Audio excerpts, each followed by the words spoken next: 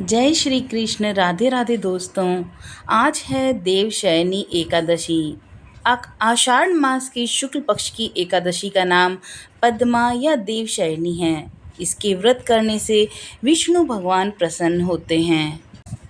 इस दिन भगवान विष्णु योग निद्रा में चले जाते हैं और इसके बाद से ही चातुर्मास की शुरुआत हो जाती है। देवशयनी एकादशी से 4 महीने तक भगवान विष्णु का शयन काल चलता है और इस दौरान मांगलिक कार्य जैसे विवाह, मुंडन, गृह प्रवेश सभी पर रोक लग जाती है।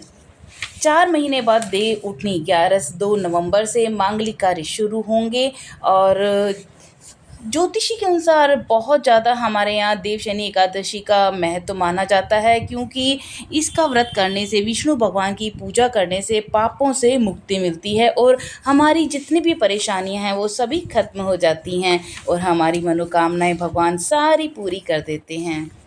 भगवान विष्णु सृष्टि के पालनहार हैं। उनके विश्राम में चले जाने के बाद मांगलिक कार्य करना शुभ नहीं माना जाता।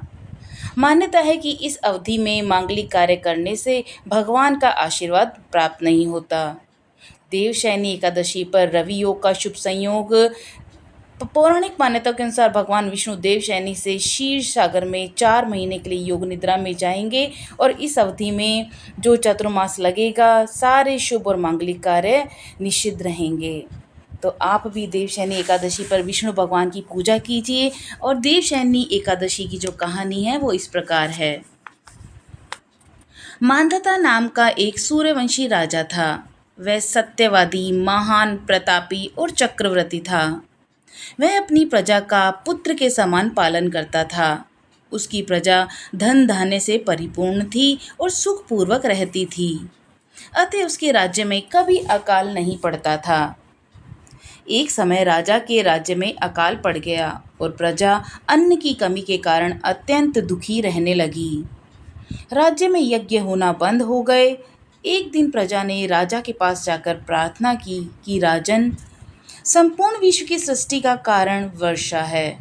इसके अभाव से राज्य में अकाल पड़ गया है। अब आप ही इसका कोई उपाय बताइए। राजा ने उनका दुख दूर करने का आश्वासन दिया और भगवान की पूजा करके कुछ मुख्य व्यक्तियों के साथ लेकर उनको वन में चले गए। वहाँ पर अनेक ऋषियों के आश्रम में भ्रमण करते हुए अंत में अंगिरा ऋषि के आश्रम में जाकर उन्हें प्रणाम किया। मुनि ने उनको आशीर्वाद दिया। फिर राजा से आगमन का कारण पूछा। राजा ने कहा कि हे महर्षि, मेरे राज्य में 3 वर्ष से वर्षा नहीं हो रही है और भयानक अकाल पड़ गया है। मेरी प्रजा बहुत दुखी है। मैं धर्म के अनुसार राज्य करता हूँ, फिर भी मेरे राज्य में अकाल कैसे पड़ गया? आप मुझे इसका कोई उपाय बताइए। ऋषि ने कहा, इस युग में केवल ब्राह्मणों को ही तपस्या करने या वेद पढ़ने का अधिकार है, परंतु आपके राज्य में एक शूद्र भी तपस्या कर रहा है। इसी दोष के कारण आपके राज्य में वर्षा नहीं हो रही। यदि आप अपनी प्रजा का भला चाहते हैं तो उस शूद्र को मार दीजिए। तो राजा ने कहा, नहीं, मैं उस निरपराध तपस्वी शूद्र को नहीं मार सकता। अतः आप कुछ अन्य उपाय बताइए। तब ऋषि ने कहा कि तुम आषाढ़ मास में शुक्ल पक्ष की पद्मा नामक एकादशी का विधि पूर्वक व्रत करो, जिसके प्रभाव से तुम्हारे राज्य में वर्षा होगी और प्रजा सुख प्राप्त करेगी। क्योंकि एकादशी का व्रत सिद्धियां देने वाला और उपद्रवों को शांत करने वाला है।